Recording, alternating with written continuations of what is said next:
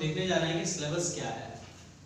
SSC, CHSL, CGL और MTS में English portion के सिलेबस क्या है। जैसे कि आप सभी को जानते हैं, as you all know that 25 questions आते हैं सीएचएसएल में और हर एक का मार्क्स 2 मार्क्स होता है, तो 50 मार्क्स के टोटल क्वेश्चंस आपको मिलते हैं सीएचएसएल में। आज हम डिस्कस करेंगे मेनली कि क्या सिलेबस है और उस सिलेबस के अकॉर्डिंग आपको कैसे पढ़ना चाहिए कि आप सफलता सुनिश्चित करें। आइए फिल इन द ब्लैंक्स हम देखेंगे। नंबर 1, नंबर 2 सेंटेंस रीअरेंजमेंट के क्वेश्चंस आते हैं। नाम से ही पता चल रहा है कि सेंटेंस को रीअरेंज करना है, ऐसा ऑर्डर में दिया रहेगा जो कि गड़बड़ होगा, उल्टा पलटा होगा, मीनिंगलेस होगा, उसको आपको मीनिंगफुल ऑर्डर में सजाना है, उसी को सेंटेंस रीअरेंजमेंट कहते हैं। फिर से उसको अरेंज करना रीअरेंज कहलाता है। स्पॉटिंग एरर, स्पॉटिंग एरर मतलब उस जगह को बताना है सेंटेंस में जहां एरर हो, एरर फाइंड करना है आपको, उसको एरर फाइंडिंग भी कहते हैं। आगे एंटोनिम्स और सिनोनिम्स, एंटोनिम्स और सिनोनिम्स आप बचपन से पढ़ते आए होंगे। एंटोनिम्स किसको बोलते हैं भाई, तो जस्ट उल्टा, और सिनोनिम्स किसको बोलते हैं, जो समान अर्थ वाले हो, है ना, सेम मीनिंग पोजेस करे। जैसे हिंदी में अगर बात करें तो बड़ा का उल्टा क्या हो जाएगा, छोटा, और बड़ा का अगर हम बात किए तो आप बोल सकते हैं कि विशाल, अति विशाल, है ना, विराट, ये सब सारा उसके समान अर्थ हो गए। उसी तरीके से स्पेलिंग एरर देखेंगे कि बहुत सारे स्पेलिंग है, बहुत सारे वर्ड के स्पेलिंग अटर पटर दिए रहते हैं, उसको आपको जानना होगा कि स्पेलिंग सही क्या है, what is the correct spelling, you need to know that. Now idiom and phrases, कुछ मुहावरे, कुछ लोकोक्तियां आपको जाननी होंगी कि मुहावरे कैसे होते हैं, उसकी मीनिंग क्या होता है इंग्लिश वाले।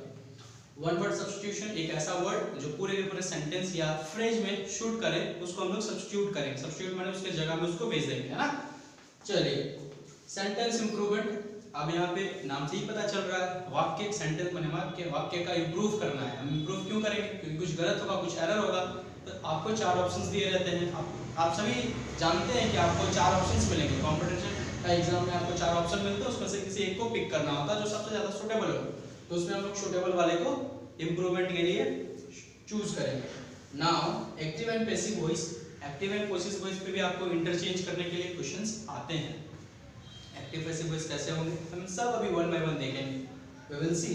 Now move to direct and indirect speech. Direct and indirect speech क्या होता है, तो डायरेक्ट स्पीच वो होता है जो पहला आदमी बोला और उसको, जिसको वो बोला था वो किसी और को बताया।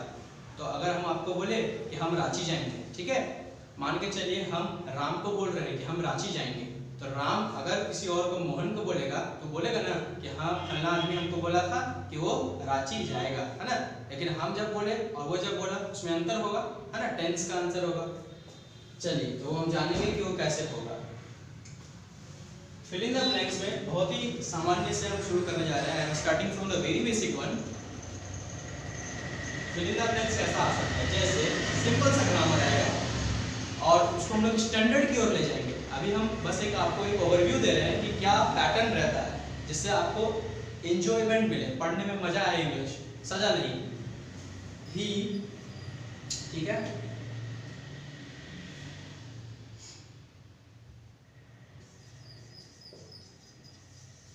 देखिए छोटा सा सेंटेंस है, ही डैश अ प्लेयर। ऑप्शन हम दे सकते हैं इज,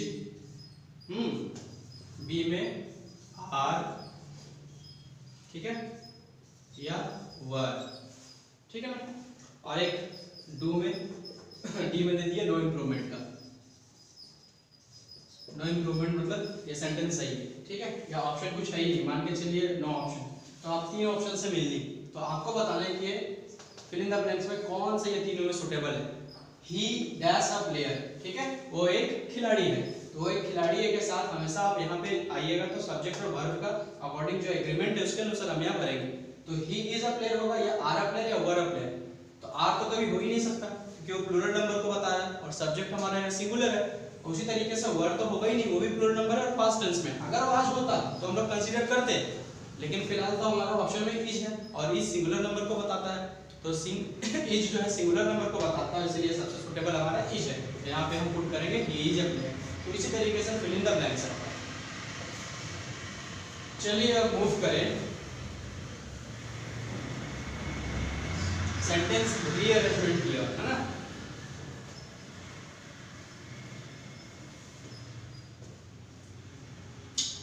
I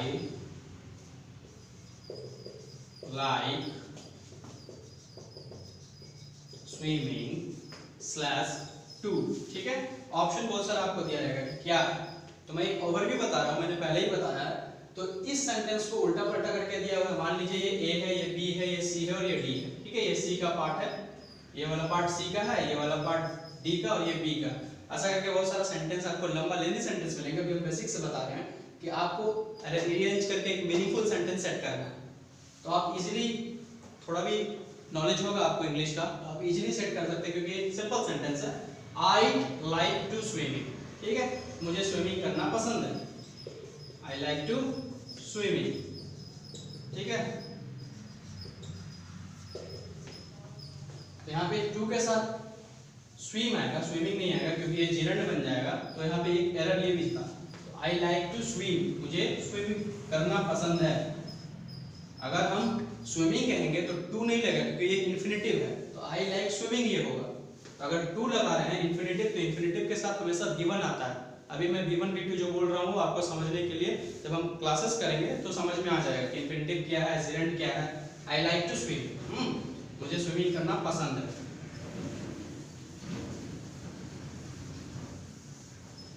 अब स्पॉटिंग एरर में आपको एरर बताना है कि एरर कहाँ पे है ना। आइए एक सेंटेंस लेते हैं, दे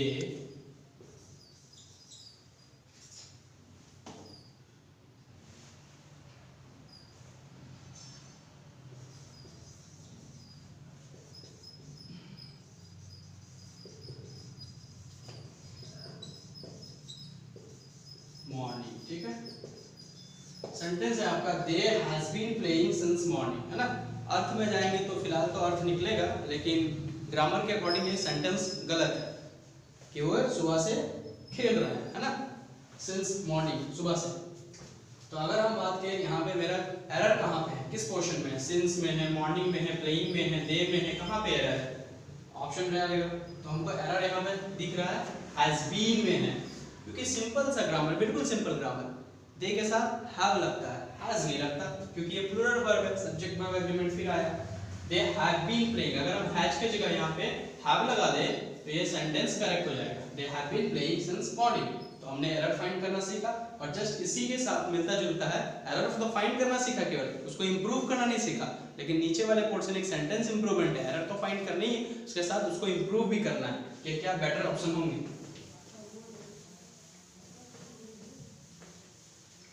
एंटोनिम सिनोनिम्स में आप आइए, बहुत ही सिंपल सा मैं ले रहा हूँ एंटोनिम्स और सिनोनिम्स के लिए। बिग, बिग एक वर्ड है, बिग का सबको मतलब पता है, बड़ा। तो इसका बिल्कुल मिलता जुलता अगर हम बात करें तो उसको सिनोनिम्स कहेंगे। तो सिनोनिम्स समान अर्थ वाले क्या हो जाएंगे बिग का, तो बिग का सिनोनिम्स होंगे लार्ज, लार्ज का मतलब भी तो वही होता है, ह्यूज, ठीक है ना, एंड मेनी मोर, बहुत सारे और हो सकते हैं, इनफाइनाइट वगैरह वगैरह। अब आ जाइए बिग का एंटोनिम्स, माने उल्टा मीनिंग दे, बिग मतलब बड़ा, तो इसका उल्टा क्या होगा, छोटा। तो छोटा मीनिंग देने के लिए क्या लिखेंगे भाई, सिंपल, एकदम सिंपल है, स्मॉल, है ना, टीनी भी बोल सकते हैं। मैक्रो और बिग, मैक्रो भी एक वर्ड होता है, उसको भी यूज कर सकते हैं सेंटेंस का अनुसार। तो हम लोग जाने कि एंटोनिम सिनोनिम्स किस प्रकार का, जैसे बिग आया, है ना, लार्ज आया। अब अगर और दूसरे शब्दों में बात करेंगे तो ब्यूटीफुल, ये भी तो एक वर्ड है, तो ब्यूटीफुल क्या होता है, सुंदर, है ना। और उसमें हम लोग बात करें उल्टा तो उसका अगली हो जाएगा, है कि नहीं। तो ऐसा बहुत सारे सेंटेंस है और बहुत सारे वर्ड्स हैं, हम सीखेंगे। स्पेलिंग एरर में कुछ एक वर्ड दिया रहेगा और पूछेगा कि कौन सा वर्ड सही है स्पेलिंग के अनुसार। आइए एग्जांपल ले,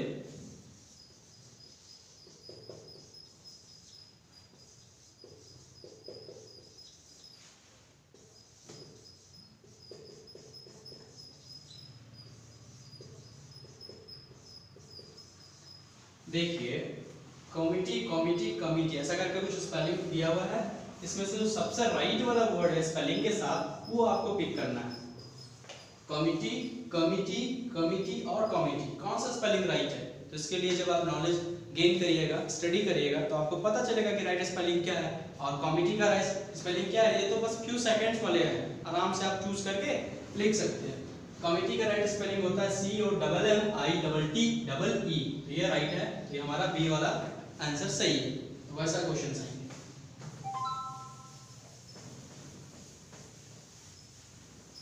नाउ आइए इडियम और फ्रेजेस को, तो इडियम और फ्रेजेस हम देखते हैं।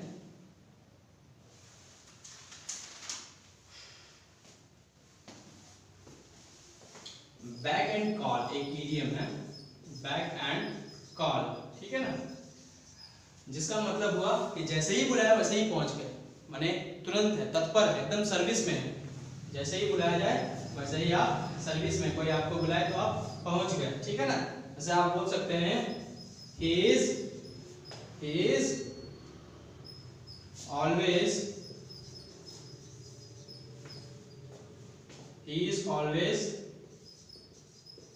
in my back and call, ठीक है।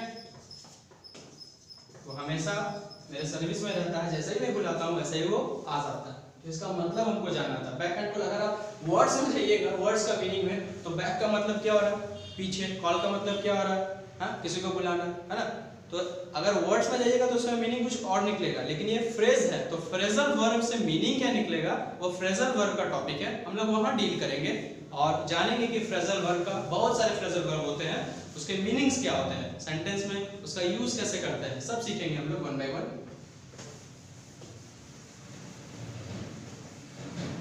नाउ मूव, और एक और लेना चाहते हैं इडियम्स, तो एक इडियम्स और है बैग एंड बैगेज, है ना, बैग एंड बैगेज। इससे एक सेंटेंस बनाते हैं, ठीक है। ही रिटर्न्ड, ही का मतलब आप सबको पता है, वह, he returned to his village, वह अपना गांव वापस चला गया, with bag and baggage, bag and baggage. यहां मैं लिखता हूं पीछे, देखिए बैगेज बैग का मतलब होता है बोरिया और बिस्तर के साथ, है ना। बोरिया बिस्तर तो हम सब भारतीय हैं, सब जानते हैं क्या होता है, सारा कुछ जो सामान था लेके चल दिया, है ना। तो इसका मतलब क्या हुआ, he return to his village with bag and baggage, वो अपना गांव चला गया सारा बोरिया बिस्तर के बाद, यानी कि अभी वो जहां था वहां से वो निश्चित रूप से चला गया, वापस अब उसको नहीं आना है, मन ऐसा वो बना लिया है, इसीलिए वो सारा अपना बोरिया बिस्तर बांध के घर की ओर लौट गया। तो वो इसका मीनिंग हुआ।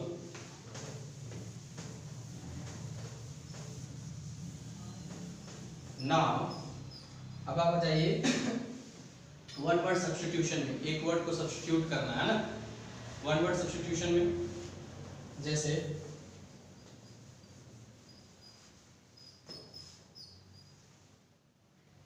वन वर्ड सब्स्टिट्यूशन में हम लोग सिंपल सा लेते हैं, ही, आइए एक सिंपल सा उदाहरण ले, Ram is a boy, Ram is very wonderful, you can also say intelligent in his studies। अब यहाँ पे देखिए दो सेंटेंस बन गया, Ram is a boy and Ram is a very wonderful in his studies। तो यहाँ पे जो है राम राम बार बार आ रहा है, सब्जेक्ट बार बार आ रहा है, हम लोग यहाँ पे सब्स्टिट्यूट कर सकते हैं, राम के जगह में एक प्रोनाउन ही, तो इसी को कहते हैं सब्स्टिट्यूट करना। इससे क्या होगा कि सेंटेंस में थोड़ा सा निखार आ गया और पढ़ने में भी समझने में भी अब इजी हो रहा है कि हाँ बार बार उसका नाम क्या, कितना बार बार बोलेगा लोग, इसलिए Ram is a boy, he is a very wonderful in his study, ठीक है। तो वंडरफुल की जगह आप इंटेलिजेंट भी लगा सकते हैं, is very intelligent in his study, वो अपना पढ़ाई में बहुत ही अच्छा है। तो यहाँ पे जो ही वर्ड आया वो राम के जगह में आया तो सब्स्टिट्यूट किया, उसके बदले में आया, तो ऐसा बहुत सारे वर्ड्स हैं जो हम पढ़ेंगे,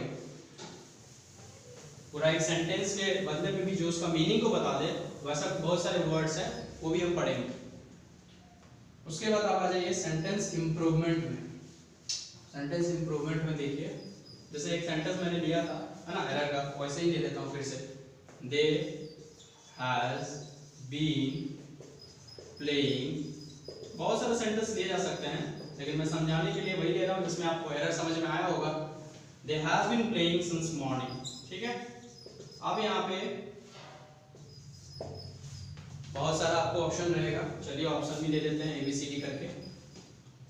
आपको बताना है कि has played, wait a minute,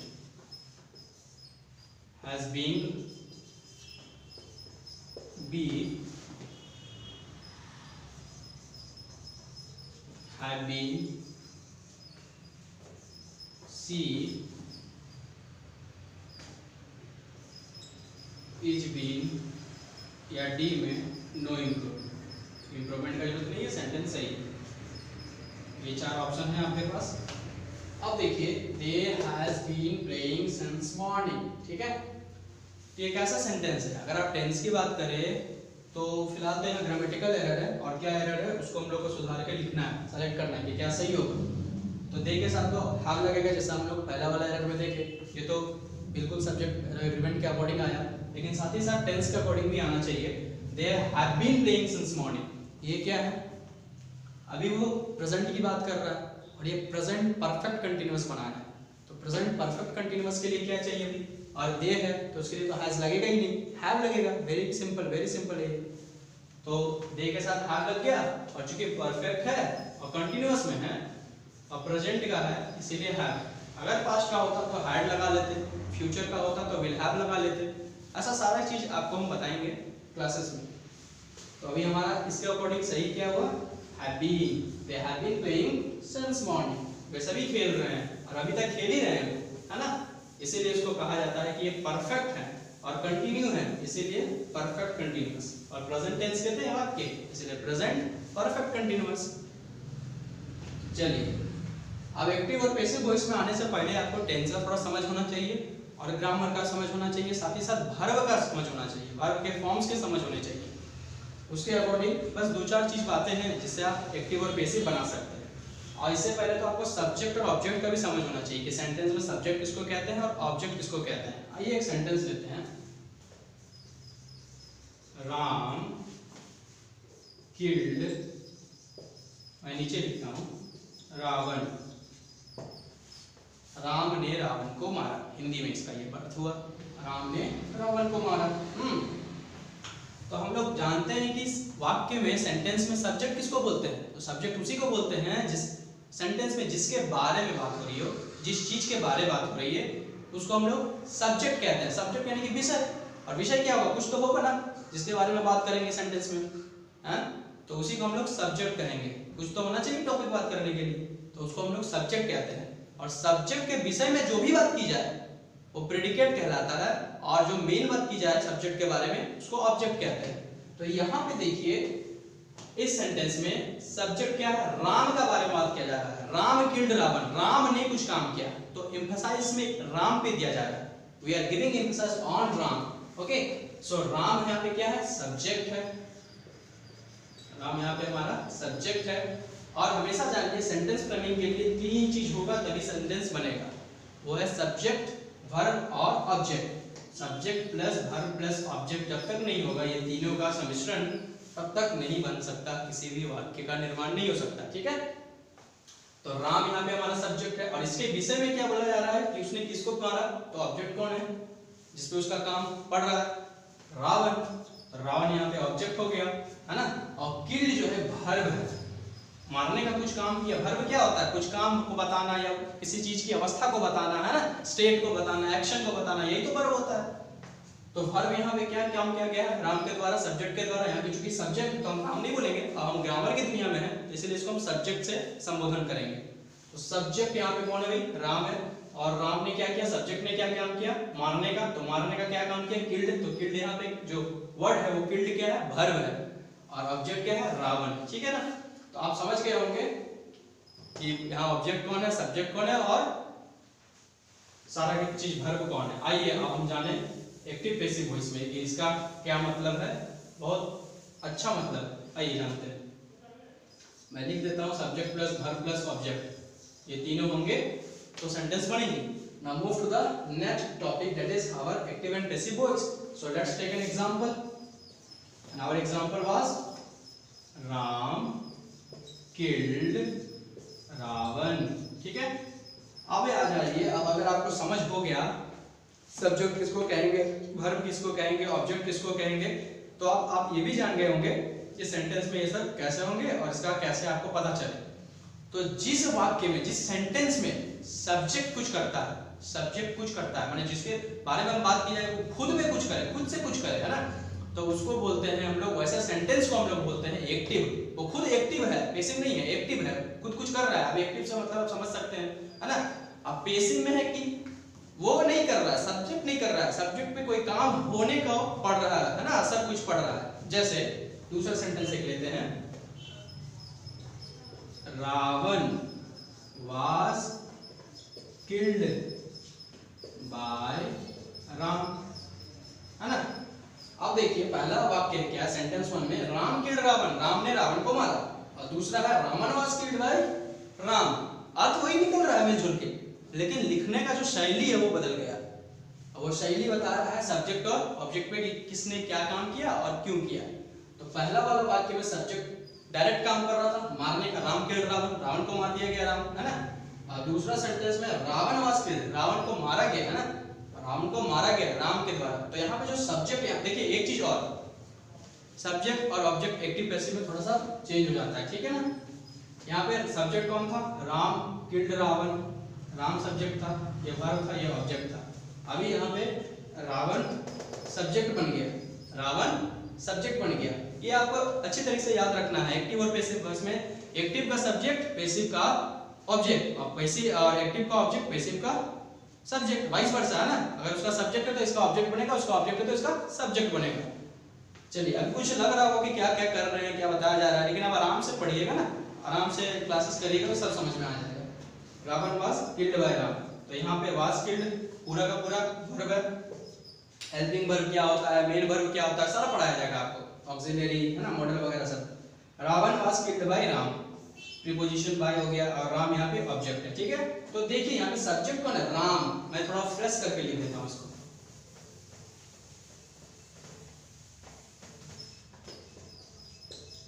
Ravan was killed by Ram, ठीक है।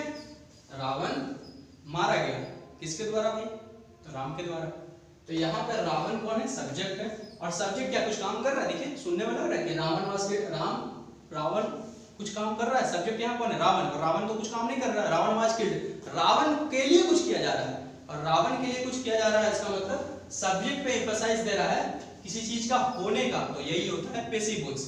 तो Ravan was killed by Ram, और सब्जेक्ट का तो ये है काम, सब्जेक्ट रावण है, और यहाँ पे जो काम जो कर रहा है, काम कर रहा है कोई और, यानी कि ऑब्जेक्ट। तो इस अवस्था में जितने सारे सेंटेंस आते हैं उसको हम पैसिव वॉइस कहते हैं। आप समझ गए होंगे कि कैसे इंटरचेंज करते हैं। दो चार रूल्स हैं, उसको हम पढ़ेंगे। अब आइए मूव करें डायरेक्ट और इनडायरेक्ट स्पीच में। देखिए ये जो तीन टॉपिक है ना, active passive voice, direct indirect speech, है ना, इसको नरेशन भी कहते हैं। इसको जानने के लिए आपको बहुत ही अच्छे से समझ होना चाहिए टेंस का। आप सब जानते हैं टेंस क्या है, समय क्या है ना। टेंस मतलब समय, काल, और टेंस क्या बताता है, प्रेजेंट, पास्ट और फ्यूचर के बारे में कुछ सब पार्ट्स है, तीन सब पार्ट्स है ना, सारा हम लोग पढ़ेंगे। उसके बाद भर्ब का बहुत ज्यादा जरूरी है, क्योंकि भर्ब एक तरह से बोलिए तो स्ट्रांग है, सारा ग्रामर भर्ब पे टिका हुआ है। कुछ करना ही तो है, जब तक कुछ होगा नहीं तो सेंटेंस बनेगा कैसे, खाना पीना सोना, कुछ तो कुछ करना ही पड़ेगा ना, वही वर्ब है। तो वो दोनों का नॉलेज आपको होना चाहिए। अब आ जाइए डायरेक्ट और इनडायरेक्ट स्पीच में। हमने पहले ही बताया आपको कि डायरेक्ट नाम क्या है, डायरेक्ट माने किसी ने खुद कहा वो, और इनडायरेक्ट माने कोई और कह रहा है उसको सुन के और बता रहा है किसी और को, उसको इनडायरेक्ट कहेंगे। आइए जाने, है ना, जैसे कि he said, हाँ डायरेक्ट जो है हमेशा कोट्स के अंदर लिखे जाते हैं ना, डबल कोट्स के अंदर लिखे जाएंगे, क्योंकि वो वक्ता के खुद से कहे हुए वाक्य हैं, खुद से कहे हुए कथन है। He said, उसने कहा, क्या कहा भाई, तो he said I will go to Ranchi, ठीक है। अभी I will और he said माने कोई भी होगा, ही उसके लिए यूज किया गया है। उसने कहा कि I will go to Ranchi, ठीक है, मैं रांची जाऊंगा, है ना। ये तो है डायरेक्ट, क्योंकि डायरेक्ट का पता लगाने का बहुत सिंपल सा ट्रिक है, केवल डबल इन्वर्टेड कॉमा देख लीजिए, अगर है तो वो डायरेक्ट है ना। अब इसको चेंज, मान के चलिए इसी क्वेश्चन को आपको चेंज करने बोल दिया गया कि इनडायरेक्ट कौन है, और चार ऑप्शन दिए गए हैं, तो सुटेबल है जो ऑप्शन है वो आपको चूज करने हैं। सुटेबल ऑप्शन चूज करने के लिए आप क्या करिएगा, अब मान के चलिए इसका इनडायरेक्ट क्या बनेगा, तो इनडायरेक्ट जो होगा, आईडी मतलब इनडायरेक्ट, ठीक है, इनडायरेक्ट होगा he said died। अब याद रखिए कि इनडायरेक्ट में कोई कोट्स नहीं होती, कोई, है ना, डबल कोट्स नहीं यूज करेंगे, कॉमा भी नहीं। he said died, ठीक है। उसने कहा कि, ही सेड डाइट, एक कंजक्शन का यूज हो गया, ही सेड डाइट। अब बात हो रहा है, मान के चलिए आपको कोई बोलेगा कि मैं रांची जाऊंगा, तो आप किसी को बोलिएगा कि मैं रांची जाऊंगा, उसने कहा, तो ऐसा तो नहीं चलेगा, तो आपके लिए बात हो गया। आपको बोलना होगा ना कि उसने कहा कि वो रांची जाएगा, वो, है ना, यहाँ पे चेंज हो रहा है, यहाँ पे जो चेंज हो रहा है सर्वनाम, इंग्लिश में बोले तो प्रोनाउन, तो यहाँ पे होगा कि ही सेड डाइट, ही, ठीक है, वुड। अब यहाँ पे टेंस के अनुसार आ गया, he would go to Ranchi, वो रांची को जाएगा, है ना। ये हो गया इनडायरेक्ट और डायरेक्ट। आप समझ में आ गया होगा कि डायरेक्ट और इनडायरेक्ट किसको कहेंगे। तो आज का क्लास में छोटा सा हम डील किए कि सिलेबस क्या है, सिलेबस क्या क्या है, और सिलेबस के अनुसार क्वेश्चंस का पैटर्न क्या रहता है, ये सारे हम लोगों ने डील किया। एक और चीज, क्योंकि अभी इस पे बताना संभव नहीं है, पूरा का पूरा पैसेज लिखना होगा, इसलिए मैं आपको केवल बता दे रहा हूँ कि और एक दो क्वेश्चन है, वो है क्लोज टेस्ट के। क्लोज टेस्ट पैसेज के अकॉर्डिंग आते हैं, आप लोगों ने स्कूल में पढ़ा होगा, 9th में अनसीन पैसेज आया होगा, पठित गद्यांश, है ना, हिंदी इंग्लिश दोनों में आता है, तो उसके अनुसार हम लोग पढ़ेंगे क्लोज टेस्ट उसी से। उसके बाद कॉम्प्रिहेंशन, तो ये जो टॉपिक है ये हम लोगों को पढ़ना होगा। तो नेक्स्ट में हम लोग डील करेंगे, ये होता क्या है, होता कुछ नहीं, बस पैसेज होता है, उसमें से आपको एकदम सुटेबल जो होता है, मीनिंग और ग्रामर के अकॉर्डिंग जो करेक्ट है उसको आपको चूज करने होते हैं। तो आज के लिए इतना ही, थैंक यू। हमारे संस्था से जुड़े रहें आप दक्ष से, और इस तरह के और वीडियोस के लिए आप हमारे संस्था को, हमारे चैनल को लाइक करिए, पढ़िए, सीखिए, नौकरी लीजिए, है ना। Thank you.